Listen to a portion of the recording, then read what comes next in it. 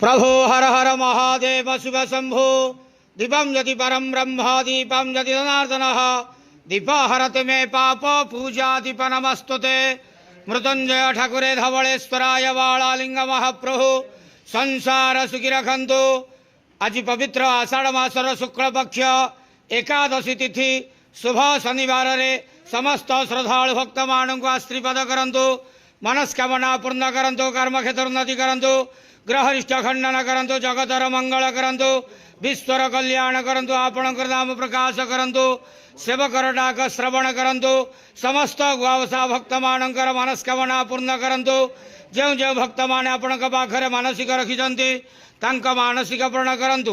हे बाबा धवलेश्वराय वालालिंगाय नमो नमः।